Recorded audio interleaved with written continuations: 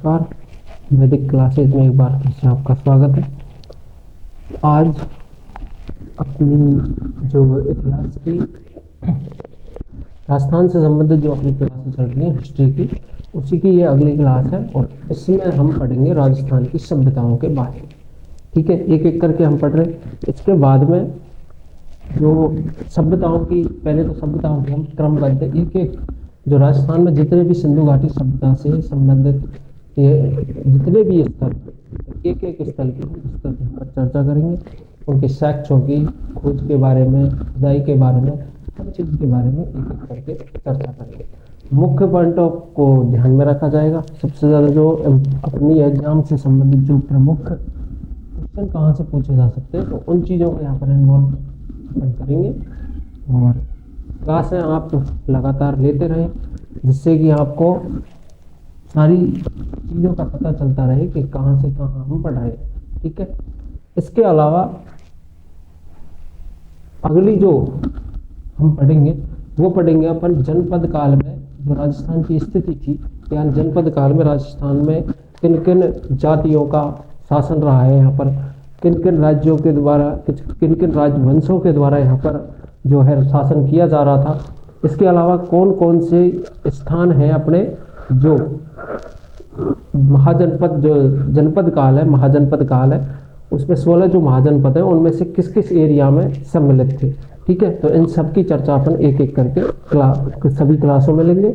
इससे पहले हम राजस्थान की प्राचीन जो सभ्यताएं हैं उनके बारे में अपन क्या है विस्तृत एक बार चर्चा कर लें। ठीक है, तो आप ध्यान से देखें सारी क्लासें।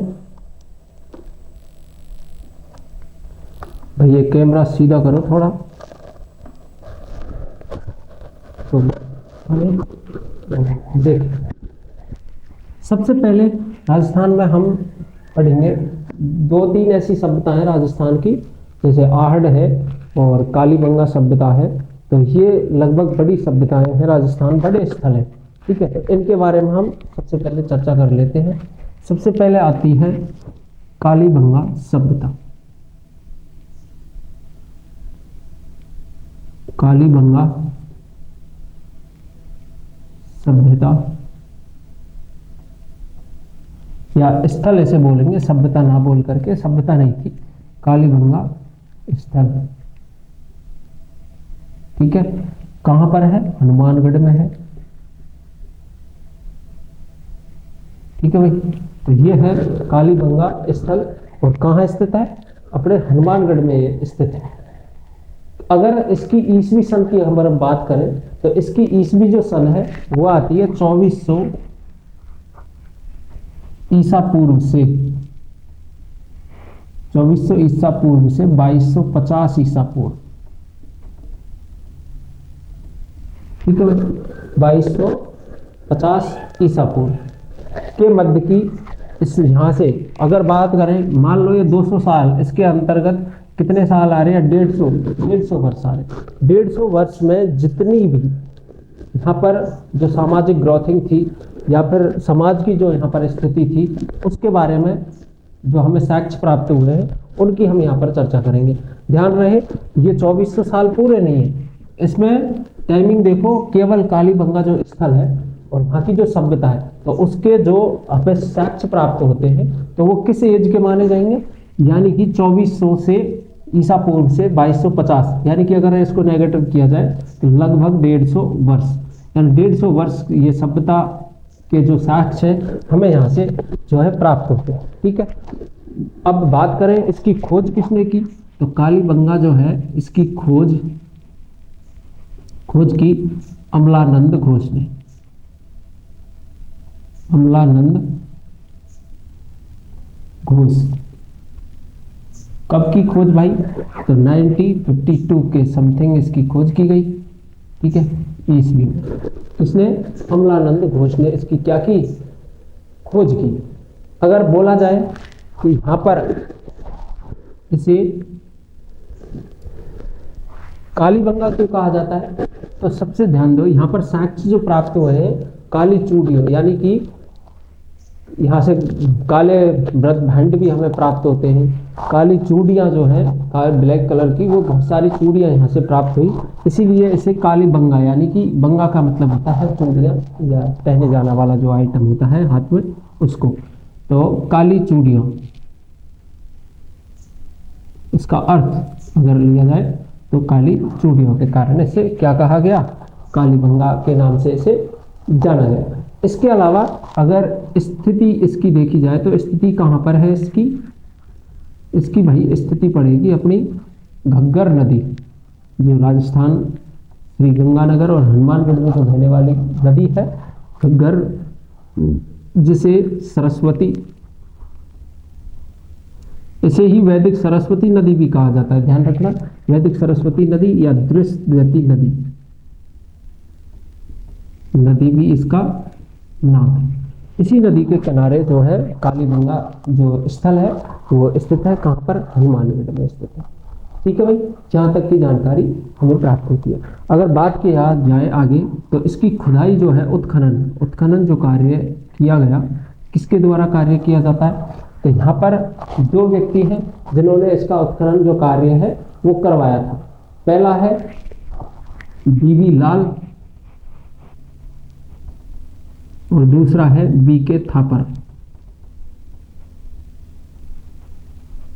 ठीक है, इन दोनों ने खुदाई कब करवाई, तो खुदाई इसकी करवाई थी 1961 से 1969 तक, यानी कि लगातार इसकी खुदाई जो चली थी लगभग 800 साल इसकी खुदाई जो है करवाई गई थी इन दोनों के द्वारा। जबकि खोज इसकी किसने की, अमलानंद घोष के लिए। एक और चीज यहाँ से, इसे ही दूसरी चीज इसके बारे में थोड़ा सा और चर्चा कर लेते हैं। इसे ही सिंधु घाटी सभ्यता की तीसरी राजधानी, सिंधु घाटी सभ्यता की तीसरी राजधानी इसे कहा जाता है, तीसरी राजधानी। ठीक है भाई, तीसरी राजधानी इसे कहा जाता है। क्लियर, सिंधु घाटी सभ्यता की तीसरी राजधानी इसे कहा जाता है। और दूसरी चीज यहाँ से भाई क्या चीज और कब के जो है साक्ष्य हमें प्राप्त होते हैं, तो यहाँ पे ध्यान दें। एक तो प्राक हड़प्पा तथा हड़प्पा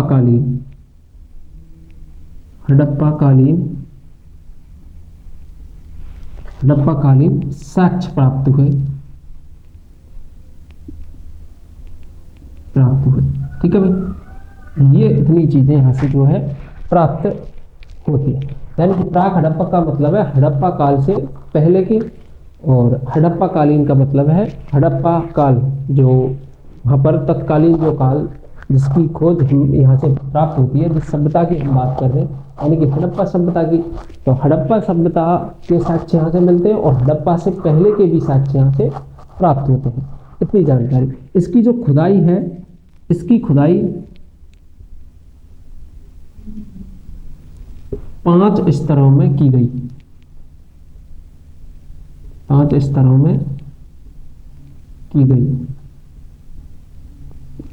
भाई नगर इतना बड़ा था कि इसकी एक साथ जो है खुदाई नहीं की जा सकती थी, तो पहले ऊंचे नगर की खोद हुई, उसके बाद में फिर नीचे नगर की खुदाई की गई।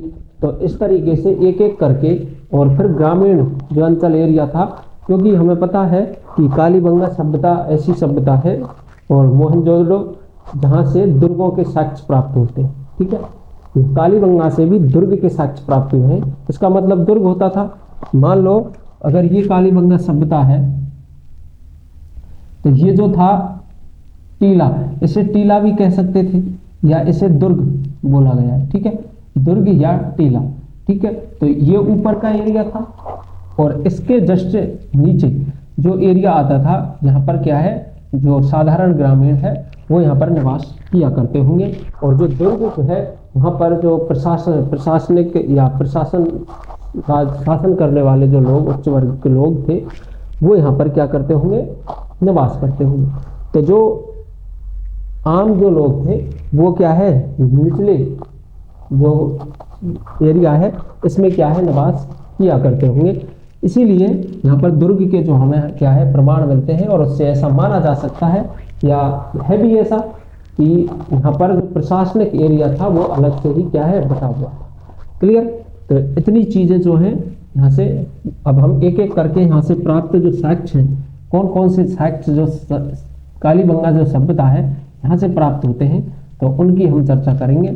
एक बार आप जो भी आप एक स्क्रीनशॉट वगैरह जो भी लेना चाहते हैं आप ले सकते हैं। आगे देखो यहाँ से साक्ष्य जो प्राप्त होते हैं वो देखो। सबसे पहले यहाँ के जो साक्ष्य हैं वो प्राप्त होते हैं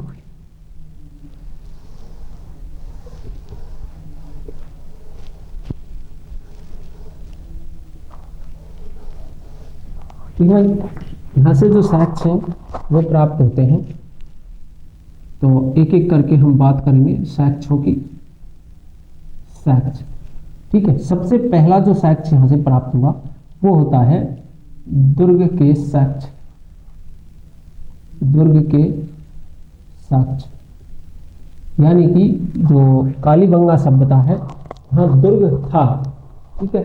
यानी कि यहाँ से प्रशासनिक व्यवस्था संभाली जाती थी, यानी प्रशासन किया जाता था, और उसका जो निवास स्थान है वो आम लोगों से क्या है, निवास स्थान थोड़ा सा अलग था, और उसी के लिए यहाँ पर दुर्ग का निर्माण किया गया था। दूसरी चीज, दुर्ग का निर्माण सुरक्षा के लिए भी किया जाता है। सीधी सी बात है, दुर्ग का जो सबसे बड़ा प्रयोजन जो होता है वो क्या होता है, सुरक्षा होता है। कोई भी जो शासन है वो बिना सुरक्षा के शासन नहीं कर पाएगा, क्योंकि उसे सबसे पहले प्रोटेक्शन की आवश्यकता होती है। तो प्राचीन काल में जितने भी राजवंश थे या जो भी थे, तो उन सबने अपनी प्रोटेक्शन के लिए बड़े बड़े दुर्गों का क्या है, निर्माण किया गया। ठीक है। जबकि ये जो सभ्यता थी ये ऐसी सभ्यता थी जब भारत में या पूरे संपूर्ण विश्व में लोग क्या है धीरे धीरे उन चीज़ों को सीख रहे थे, सामाजिकता बढ़ रही थी। इसके अलावा वो अपना विकास कर रहे थे, तो जो स्थापत्य कला है उसका इतना ही विकास उस समय हो पाया था। लेकिन विकास जो स्थापत्य कला है उस टाइम की बहुत ही शानदार रही होगी, क्योंकि वर्तमान भारत में अगर देखा जाए तो नालियों की सुविधाएं इतनी अच्छी नहीं मिलती जितनी कि हमें सिंधु घाटी सभ्यता से नालियों की जो है जो जल निकास की व्यवस्था यहाँ से देखने को मिलती है। यानी कि विश्व की किसी भी सभ्यता में ऐसे साक्ष्य हमें देखने को प्राप्त नहीं होते हैं, वर्तमान में भी नहीं होते हैं। वर्तमान में भी हमारे ग्रामीण अंचल एरिया हैं या छोटे जो कस्बे हैं वहाँ पर भी जो जल निकास की व्यवस्था है वो कैसी है, बहुत ही निंदनीय है, यानी कि बहुत ही गिरे हुए स्तर की व्यवस्था है। जबकि इस सभ्यता में जल निकास की व्यवस्था कैसी थी, उत्तम किस्म की जल निकास की व्यवस्था थी। ठीक है। तो साक्ष्य पढ़ लेते हैं। सबसे पहले यहाँ पर मिलते हैं दुर्ग के अवशेष। इसके अलावा दूसरा देखो, यहाँ से दूसरा मिलता है लकड़ी की नालियों के अवशेष। लकड़ी की नालियां यहाँ से प्राप्त हुई। अब ध्यान दें, भारत में एकमात्र स्थल ठीक है, संपूर्ण भारत में एकमात्र स्थल ऐसा है ये कालीबंगा, जहां से लकड़ी की नालियों के साक्ष्य प्राप्त हुए हैं। अन्य किसी एरिया से या किसी भी स्थल से, प्रास्थल से हमें क्या प्राप्त नहीं होती, लकड़ियों के नालियों के जो साक्ष्य हमें वो प्राप्त नहीं होते। केवल कहाँ से होते हैं भैया, कालीबंगा स्थल जो है यहीं से हमें लकड़ी की नालियों के जो है साक्ष्य प्राप्त होते हैं। इसके अलावा साक्ष्य यहाँ से मिलते हैं दोहरा जुता हुआ खेत। दोहरा जुता हुआ खेत। अब यहाँ से एक चीज का हमें पता चल जाता है कि भाई जब खेतों की जुताई हो रही होगी तो निश्चित है कृषि भी बहुत अच्छे स्तर पर की जा रही है। और यहाँ पर भी जुताई कैसे, दोहरे किस्म की। दोहरे का मतलब है समकोण पर काटती हुई जुताई। जैसे अपन एक बार किसी की जो ये मान लो ये खेत है पूरा, और इसको एक बार तो इस तरीके से जोत दिया जाए, ठीक है, और फिर दोबारा से इसे कैसे जोता जाए, इस तरीके से। ठीक है। तो इस प्रकार से जो है सिंधु कालीबंगा सभ्यता के जो स्थल है वहां पर जुताई वाला जो खेत है हमें प्राप्त हुआ है। ठीक है। यहीं से एक और यहीं से जो साक्ष्य है वो क्या है, किसका प्राप्त होता है, यहाँ पे अग्निवेदियों का, यानी कि हवन कुंड या अग्निवेदियां, हवन कुंड या अग्निवेदी अग्नि वेदियों के साक्ष्य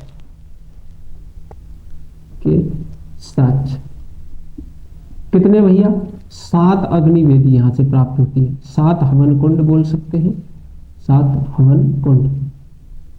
इसका मतलब ये हुआ या तो यहाँ पर बलि प्रथा होगी, ठीक है भाई, यानी कि मान सकते हैं हम ऐसा हो सकता है यहाँ पर बलि दी जाती हो। अब बलि किसकी दी जाती हो ये कंफर्म नहीं है, क्योंकि इन हवन कुंडों में केवल क्या मिली है? राख मिली है। हो सकता है बलि कैसी हो? वेजिटेरियन, यानी कि जो है अपने कंदमूल या कि यज्ञ में जो हवन में काम में ली जाने वाली जो सामग्री होती है उनकी दी जाती हो, या फिर जीव जंतुओं की बलि दी जाती हो। एक स्थल ऐसा भी है जहां से जो हवन कुंड है उसमें से हड्डियों के अवशेष प्राप्त हुए हैं।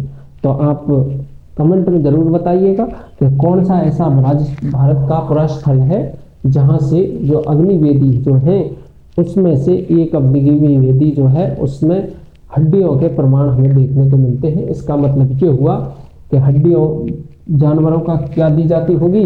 बलि दी जाती होगी, ठीक है, ऐसा अनुमान लगाया गया है।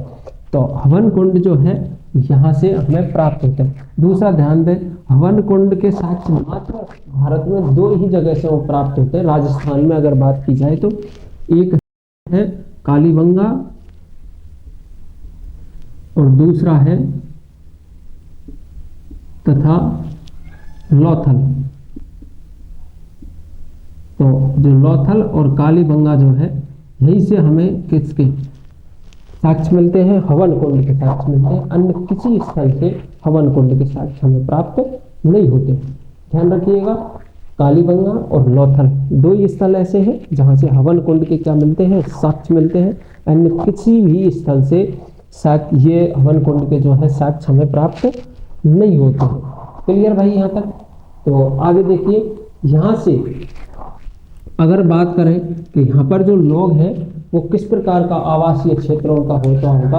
हो सकता है सीमेंट का वहाँ पर प्रयोग किया जाता हो, लेकिन ऐसा नहीं है, क्योंकि वहाँ पर जो है कच्ची ईंटों का प्रयोग यहाँ पर किया जाता था। और वो भी कच्ची कैसी? यानी कि धूप में जो पकाई हुई जो ईंट हुआ करती होंगी उनका यहाँ पर प्रयोग जो है किया जाता था। तो यहाँ पर मिट्टी की कच्ची ईंटों का प्रयोग, कच्ची ईंटों का भवन निर्माण में प्रयोग, भवन निर्माण में प्रयोग, ठीक है भाई। यानी कि कच्ची जो ईंटें हैं उनका यहाँ पर भवन निर्माण में जो है प्रयोग किया जाता है। इसके अलावा और कौन कौन से यहाँ से साक्ष्य प्राप्त होते हैं? एक और यहाँ से साक्ष्य प्राप्त होता है, या उसकी भी हम चर्चा कर लेते हैं। यहाँ से शल्य क्रिया का जो है हमें साक्ष्य प्राप्त होता है। देखिए किसका? शल्य क्रिया का। एक बालक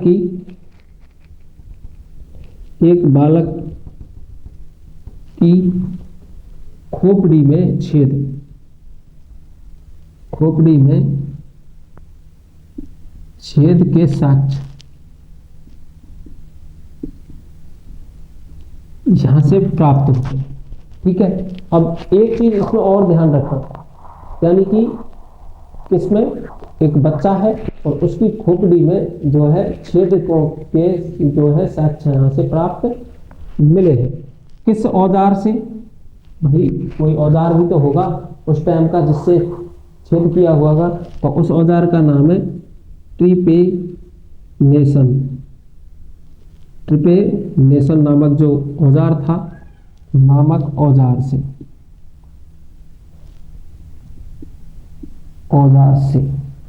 ठीक है। तो इस औजार से जो है खोपड़ी में क्या किए गए थे? छेद किए गए थे, और इस प्रकार के यहाँ से जो है साक्ष्य हमें प्राप्त होते हैं, ठीक है। इसको एक बार कर लें आप नोट, उसके बाद आगे पढ़ेंगे। तो किसके भाई?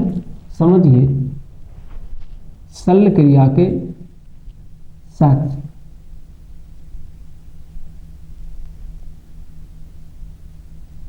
शल्य चिकित्सा के साक्ष्य,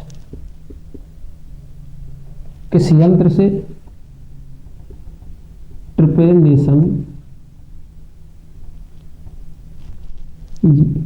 औजार से।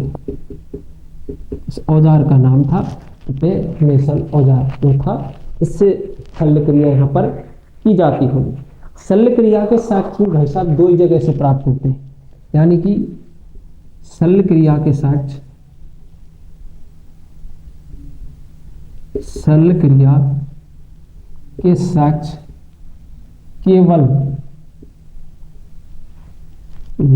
कालीबंगा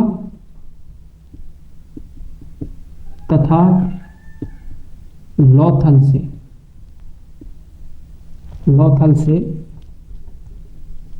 प्राप्त होते हैं। तो ध्यान रखें। अब मैं आपको फिर से याद दिला दूं, एक तो लकड़ी की जो नालियों के अवशेष हैं वो केवल कालीबंगा से प्राप्त होते हैं। भारत में कोई ऐसी स्थल नहीं है, कोई सभ्यता नहीं है जहाँ से लकड़ी के जो नालियाँ हैं उसके साक्ष्य प्राप्त होते हो। तो केवल कालीबंगा सभ्यता है जहाँ से लकड़ी की नालियों के हमें साक्ष्य प्राप्त होते हैं। दूसरी चीज़, यहाँ से हवन कुंड जो प्राप्त हुए हैं, हवन कुंड भी केवल दो सभ्यताओं यानी कि दो स्थलों से प्राप्त होते हैं। पहला है कालीबंगा, दूसरा है लौथल। तो दो जगह से हवन कुंड, अग्नि वेदियाँ यहाँ से प्राप्त होती हैं, ठीक है। और थर्ड नंबर का जो है शल्य क्रिया, तो शल्य क्रिया के जो साक्ष्य हैं वो हमें कहाँ से प्राप्त होते हैं?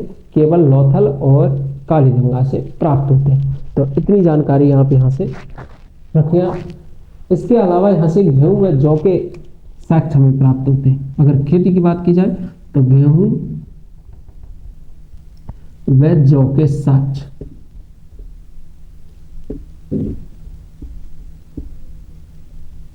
जौ के साक्ष्य यहाँ से प्राप्त होते हैं। इसके अलावा और क्या प्राप्त होता है? लकड़ी का हल, लकड़ी के हल, और वो भी कैसे? खिलौनों के रूप में, खिलौनों के रूप में। ऐसा नहीं है कि पूरा हल मिला हो और उससे खेत की जुताई की जा सकती हो, है ना, इतना बड़ा हल नहीं मिला है, यानी कि खिलौने टाइप के जो है लकड़ी के बने हुए। लेकिन एक चीज़ ज़रूर है कि जो खिलौने बन रहे हैं जिस चीज़ के, तो निश्चित है उसका बड़ा आकार भी होगा, तभी हम, क्योंकि अनुकरण उसका कर सकते हैं भाई। कॉपी तभी तो करेंगे जब हम किसी चीज़ को पहले देख लेते हैं। तो बच्चों ने या जिसने भी ये खिलौने शायद बनाए होंगे उस समय में, तो उन्होंने पहले क्या देखा होगा? हल देखा होगा, उसके बाद में उन्होंने क्या है खिलौने बनवाए हुए। तो यहाँ से लकड़ी के जो है हल हमें प्राप्त होते हैं, ठीक है। किसके रूप में? खिलौनों के रूप में, बड़े आकार के नहीं, केवल खिलौनों के रूप में प्राप्त होते हैं, ये ध्यान रखिएगा, ठीक है। इसके अलावा और क्या चीज़ हमें यहाँ से जो है प्राप्त होती है, तो वो एक एक करके हम और चर्चा कर लेते हैं। तो एक दो चीज़ यहाँ से और प्राप्त होती है और वो है मिट्टी के बर्तन। एक तो मिट्टी के बर्तन यहाँ से जो प्राप्त हुए हैं, ठीक है भाई, मिट्टी के बर्तन, मिट्टी के बर्तन जो प्राप्त हुए। अब कैसे थे ये मिट्टी के बर्तन? बिना किसी पॉलिश के, यानी कि ऐसी नहीं है। तो ध्यान रखें, सुंदरता और सुडौलता की इसमें क्या था? अभाव था, यानी कि सुंदरता तथा सुडौलता, सुडौलता का अभाव। अब सुडौलता क्या चीज़ है भाई साहब? सुडौलता है कि यानी कि कोई बर्तन अगर था भी, ठीक है, अगर कोई बर्तन था भी तो उसका जो आकार, यानी कि बिल्कुल वो गोल आकार में नहीं था। किस में नहीं था? गोल आकार में नहीं, यानी कि थोड़े एक साइड से बड़े हुए, दूसरी साइड से थोड़े कम, इस तरीके से प्राप्त होते हैं। लेकिन बाद में जब हम ध्यान रहे कि मौर्य काल के जो स्थल हमें प्राप्त होते हैं, कहाँ से? बैराट से, तो उसमें जो बर्तन है वो हमें पॉलिशदार चमकदार बर्तनों क्या है जो है प्राप्त होते हैं, ठीक है। तो वो बर्तन हमें जो है अच्छे प्राप्त होते हैं। लेकिन यहाँ से एक तो सुंदरता की कमी है उनमें, यानी कि डिजाइनिंग वगैरह नहीं बनाया हुआ था, जबकि मौर्य काल और इससे पहले कुषाण काल के भी हमें बर्तन जो है प्राप्त होते हैं। और मोहनजोदड़ो से जो बर्तन प्राप्त होते हैं उनमें भी थोड़ा सा अंतर देखने को मिलता है। यहाँ पर इतनी पॉलिश नहीं है, लेकिन सिंधु घाटी की जो सभ्यता है मोहनजोदड़ो, मोहनजोदड़ो में बर्तन कैसे थे, थोड़े अलग थे, उन पर पॉलिश की गई हुई थी, तो वहाँ से वो प्राप्त होते, लेकिन यहाँ से कैसे बिना पॉलिशदार और बिना सुडोलता लिए हुए जो है मिट्टी के बर्तन हमें यहाँ से प्राप्त होते हैं। इसके अलावा देखो और क्या चीज़ यहाँ से प्राप्त होती है, तो एक और यहाँ से प्राप्त होता है और वो है कपास और भूकंप के, यानी कि कपास खेती के हिसाब से तथा भूकंप के अवशेष। कपास के अवशेष, कपास के अवशेष, अब जब सीधी सी बात है, अगर कपास के साक्ष्य मिलते हैं तो सूती वस्त्र के साक्ष्य तो मिल ही गए, ठीक है, तो कह सकते हैं सूती वस्त्र के, वस्त्रों के साक्ष्य, क्योंकि किसी वस्तु को, किसी फसल को तभी बोया जाएगा जब उसका क्या किया जाएगा, इस्तेमाल किया जाएगा, उपयोग होगा, तो बिना उपयोग के तो कोई वस्तु बोई नहीं जा सकती, तो उपयोग तो था, यानी कि किसका उपयोग था, कपास का उपयोग था, तो कपास के साक्ष्य मिलते हैं तो सूती वस्त्र के भी यहाँ से क्या है, साक्ष्य मिलते हैं। ध्यान रखना, क्वेश्चन पूछा जा सकता है कि सूती वस्त्र के साक्ष्य निम्न में से किस स्थल से प्राप्त होते हैं, तो कालीबंगा सभ्यता से हमें सूती वस्त्र के साक्ष्य प्राप्त होते हैं। दूसरा, भूकंप के, भूकंप के साक्ष्य। अब भाई साहब क्या हो सकते हैं भूकंप के साक्ष्य, कैसे अनुमान लगाया कि भूकंप का ही साक्ष्य है ये, भाई भूकंप तो आएगा तो क्या करती है, पृथ्वी कंपन करती है, तो उसमें कैसे पता, आज कैसे पता लग रहा है कि यहाँ पर भूकंप आया था इतने साल पहले, ऐसा नहीं है। ध्यान दो, यहाँ पर जो भूकंप आने से जो नुकसान हुआ, यानी जिस प्रकार की जो है दीवारों में, वहाँ के दुर्ग में जिस प्रकार की जो दरारें आई, उसके हिसाब से हमारे जो वैज्ञानिकों ने अनुमान लगाया है कि यहाँ से किसके क्या है, यहाँ से यानी कि यहाँ पर क्या आया होगा, भूकंप आया होगा, निश्चित रूप से यहाँ क्या आया होगा, भूकंप आया होगा। तो उस हिसाब से इस चीज़ का पता चलता है कि यहाँ से जो भूकंप है उसके भी हमें क्या प्राप्त होते हैं, साक्ष्य यहाँ से प्राप्त होते हैं। और अंडाकार, अंडाकार तथा आयताकार, अंडाकार तथा आयताकार कब्रें यहां से हमें प्राप्त होती है, ठीक है भाई। अंडाकार यानी कि लगभग इस तरीके की कब्रें, ठीक है, इस तरीके की कब्रें यहां से प्राप्त होती हैं, और एक आयताकार भी कब्रें यहां से जो है प्राप्त हमें होती है। तो दो प्रकार की यहाँ से जो कब्रें हैं वो हमें प्राप्त होती है, एक तो अंडाकार और दूसरी है आयताकार कब्रें यहाँ से प्राप्त होती है। इतनी जानकारी यहाँ से प्राप्त होती है। अगर संपूर्ण सभ्यता की बात की जाए कि भाई संपूर्ण सभ्यता का आकार कैसा था, तो आकार की जब हम बात करते हैं तो सिंधु घाटी जो कालीबंगा जो सभ्यता है, यानी कि सिंधु घाटी सभ्यता ही है मान लो, और उसका एक स्थल है, भाग है, तो जो यहाँ से सिंधु घाटी सभ्यता के जो कालीबंगा स्थल है, इसकी जो बनावट जो थी वो कैसी थी भाई साहब, चतुर्भुजाकार में इसकी क्या थी, बनावट थी। किस भाग कैसे, इसका आकार कैसा था, चतुर्भुजाकार में। तो कालीबंगा स्थल की बनावट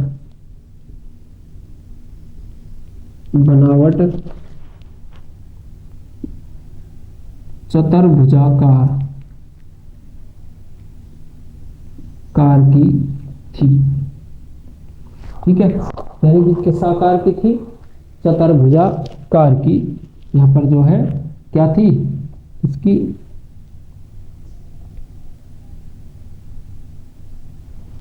बनावट थी, यानी कि चतुर्भुजाकार में जो है हमारी कालीबंगा जो सभ्यता है वो थी। क्लियर, यहाँ से ये जानकारी हमें जो है प्राप्त होती है, कहाँ से, कालीबंगा से। इसके बाद में हम बात करते हैं आगे की सभ्यताओं के बारे में।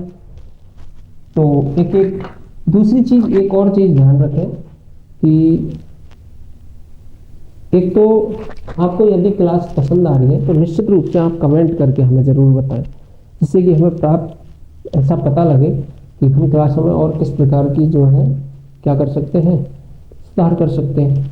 इसके अलावा एक जरूर विश्वास 100% ही है कि अगर आप क्लास लगातार ले रहे हैं और इस प्रकार के नोट्स भी तैयार करते जा रहे हैं इसी क्लासों के अकॉर्डिंग जो भी हम बता रहे हैं आपको इस बोर्ड क्लास के माध्यम से, तो निश्चित रूप से आपको रिजल्ट इसका ये तो नहीं बोल सकता कि भाई इतना प्राप्त होगा, इतना ये मिलेगा, लेकिन विश्वास के साथ कह सकते हैं कि आपको रिजल्ट 100% बहुत अच्छा मिलेगा। ठीक है, लेकिन आप सीक्वेंस में पढ़िए और सारी जो क्लासें हैं उसका एक नोट्स तैयार कीजिए और उसको पढ़ लीजिए आप। निश्चित रूप से आपका एक क्वेश्चन भी, सिंगल क्वेश्चन भी बाहर नहीं जाएगा। ठीक है, तो इतनी ये जो सभ्यता है इसके बारे में। अगला स्तर हम थोड़ा सा देख लेते हैं, और एक में 2-4 हम इसलिए नहीं बनाते क्योंकि क्लासेस थोड़ी क्या हो जाती हैं, लंबी हो जाती हैं, तो इस कारण से हम एक बार में एक सभ्यता को ही लेंगे, थोड़ी जो बड़ी होती है उसको। क्लियर? तो अगली जो सभ्यता हम पढ़ेंगे वो पढ़ेंगे हम कौन सी, या तो हड़प्पा सभ्यता पढ़ेंगे या फिर इसके अलावा हम आहड़ जो कि उदयपुर में स्थित है और किस नदी के किनारे है भैया आहड़ सभ्यता, तो आहड़ सभ्यता है बेडच नदी के किनारे हमारी जो अगली आहड़ सभ्यता है, तो उसके बारे में हम पढ़ेंगे। ठीक है, और उसकी जो बात टाइमिंग की अगर की जाए तो आहड़ सभ्यता का जो टाइमिंग है वो इससे कम है, ध्यान रखना। ध्यान रहे हमने इसमें पढ़ा था 2400 ईसा पूर्व से, ठीक है, 2250 ईसा पूर्व। ठीक है, जबकि आहड़ जो सभ्यता है वो कितनी है भाई साहब, वो 2100 से लेकर ईसा पूर्व से लगभग 1500, यानी कि 2150 से आप लगा सकते हैं 1500 ईसा पूर्व। ठीक है, ये है। इससे एक चीज जरूर निकल के आती, यानी कि इतिहास हम पढ़ रहे हैं तो समझे ये चीज कि हम जो भी चीज पढ़ रहे हैं वो शुरुआत से, यानी कि 2400 से लेकर के, और जब हम पढ़ेंगे महाजनपद काल तक पढ़ेंगे, फिर उसके बाद में प्राचीन काल हम पढ़ेंगे जैसे मौर्य वंश है, उसके बाद में जब हम आधुनिक काल मध्यकाल में आएंगे तो उसके हिसाब से जो डेटिंग है वो क्या है, लगातार सीक्वेंस में चलती जाती है।